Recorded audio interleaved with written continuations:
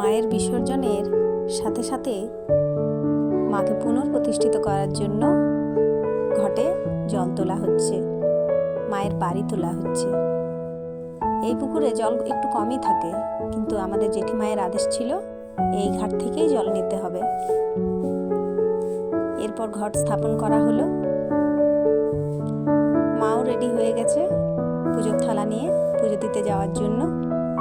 মা কাকিমা একসাথে চলল পুজো দিতে।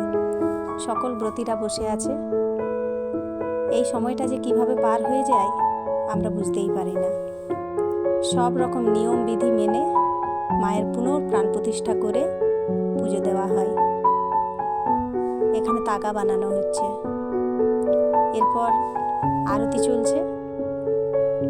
সব কিছু মিলিয়ে সময়টা খুব ভালোভাবে কাটে আমাদের। সবশেষে সিঁদুর খেলা।